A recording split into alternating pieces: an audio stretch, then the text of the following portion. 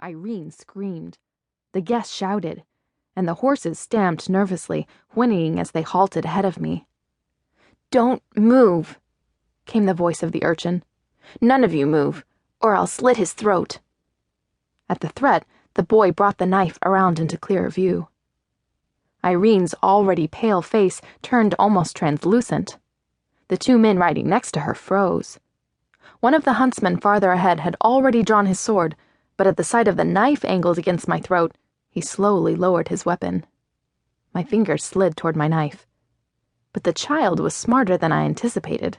Before I could stop him, he unsheathed my blade and tossed it into the forest.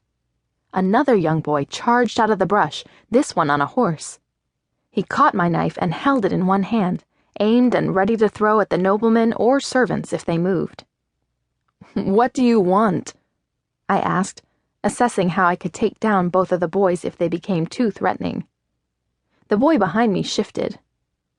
"Nice of you to ask, Master Collin, or should I now say, Sir Collin?"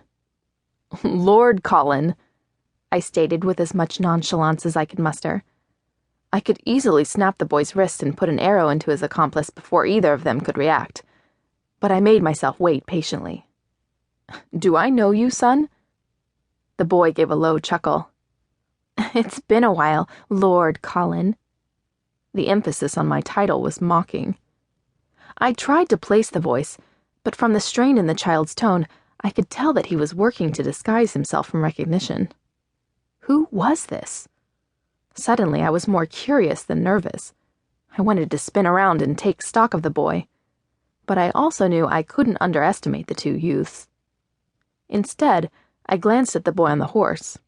His blonde hair stuck up on end, his face was thin and freckled, and he was slight of frame. If I had to guess his age, I'd estimate 12 years and no more. The boy behind me sounded slightly older. "So, how can I help you today?" I asked casually, as if I made an everyday practice of bargaining with young bandits. "You can help by giving us this." With a flick of the knife, the young man behind me loosened the gold chain holding my cloak closed. He flicked the chain toward his friend, who caught it one-handed without so much as blinking. My cloak fell away, revealing my jewel-studded mantle. "And you can most certainly help us by giving us this." The tip of the knife slashed into the linen of the mantle, cutting it away. Inwardly, I flinched, waiting for the knife to pierce my shoulder. But to my surprise, the boy divested me of the garment and flung it toward his friend without so much as nicking my flesh. Then, before I could react, the boy stood on my horse and with perfect balance leaped off and landed behind his accomplice.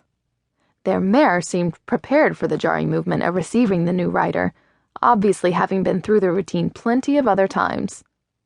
Several of the huntsmen raised their weapons and began to move toward the bandits, but I held up my hand to stop them. Surely my servants had heard of my daring deeds in battle and knew I could disarm these two waifs by myself if I chose to do so. As the thief clutched his accomplice, I could see the size difference. The thief was just as thin as the boy, but taller and definitely older. Their horse shied back. Only then did I get a glimpse of the thief's face beneath the hood of a cloak. Though remnants of dried mud peeled away from his nose and forehead, I could see past the thin disguise to elegant cheekbones, a gracefully curved chin, and full lips. Such features couldn't belong to a boy. No, this was no boy. This was a woman. I had to rapidly conceal my surprise by sidestepping away from the bandits. I didn't want her to know I'd discovered the truth about her disguise. Not yet. "Is there anything more you'd like to steal from me today?" I asked while twisting at the jewel on my finger. "Perhaps my ring?" A flicker of surprise lit her eyes, dark brown irises that were framed by long, thick lashes. I tossed the ring at her. She caught it with ease. I could see that she was working to keep her face blank, to conceal her surprise. But she wasn't nearly as well trained as I was in such tactics. I smothered a grin. She tucked the ring into the bag at her accomplice's side. "You're too kind, Lord Collin." Again her tone had a hint of sarcasm. "You're welcome." "I didn't thank you."